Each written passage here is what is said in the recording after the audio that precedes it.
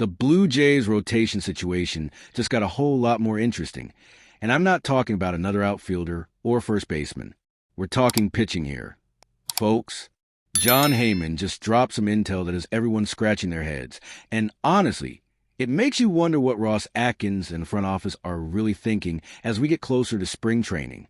So here's the deal. Heyman ranked his top 5 landing spots for Framber Valdez.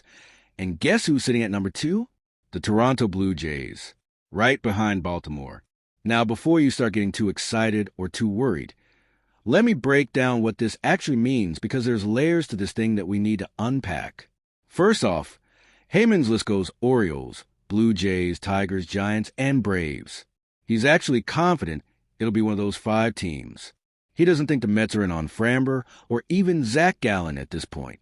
And look, this isn't the first time we've heard the Jays connected to Valdez. Ben Nicholson-Smith has been dropping breadcrumbs about this for weeks now. There have been rumblings here and there, but having Heyman put them at number 2 is significant because it tells us something about how Toronto views their current rotation. Think about it. Why would they still be sniffing around starting pitching at this stage? What does that say about their confidence level with what they have? Are they planning to move Jose Berrios? Do they not trust that Shane Bieber will be ready for opening day? Because Ross Atkins himself said that might be in doubt. These are legitimate questions that this pursuit brings up. Now let's talk about Valdez himself. Strictly from a baseball standpoint, the guy is legit. I'm setting aside the whole intentionally throwing at his own catcher thing for a minute, because that's a separate conversation about clubhouse fit. But purely looking at what he does on the mound, he's incredibly valuable. He's not elite in the traditional sense where his peripherals jump off the page, but he's an elite innings eater. 200 innings a year, basically every single year. In 2023, he threw 198. Last year, 176 and a third.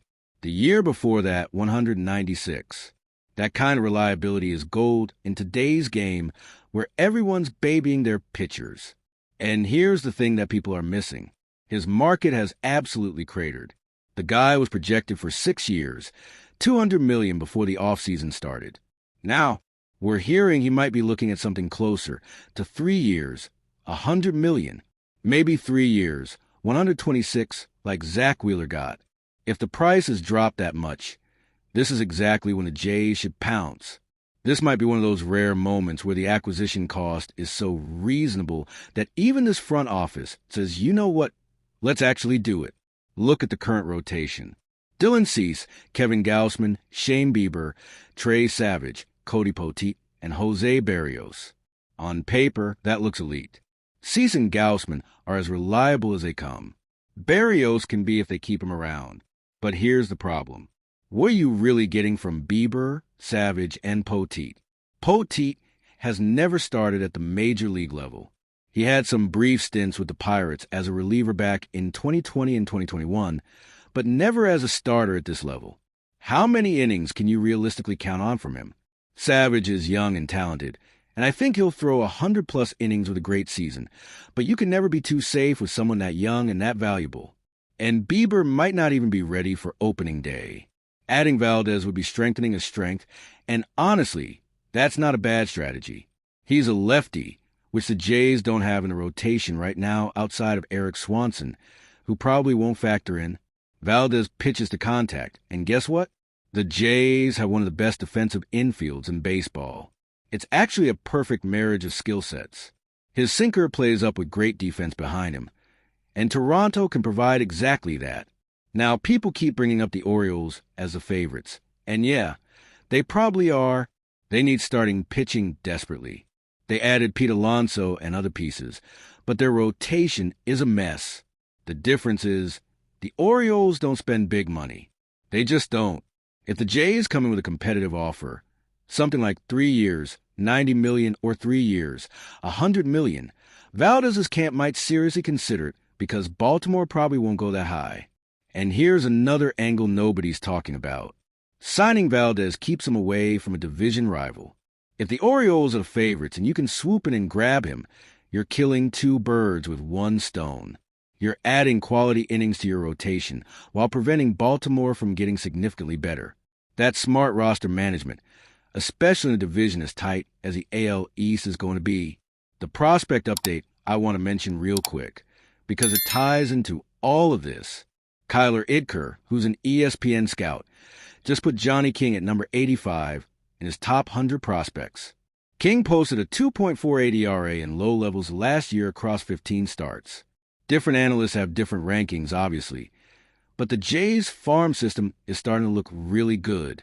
Keith Law, who used to absolutely hate on Kevin Kiermaier for some reason, just put 3 Jays in his top 100. Now we're seeing Johnny King getting recognition. This matters because if the Jays do want to make a trade, they actually have ammunition now. They have young starting pitchers they can dangle in packages. They have depth they didn't have a year ago.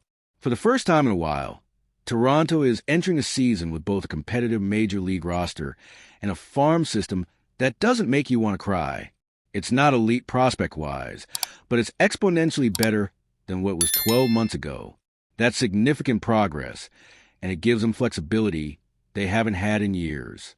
So back to Valdez. Do I think it's happening? I honestly don't know.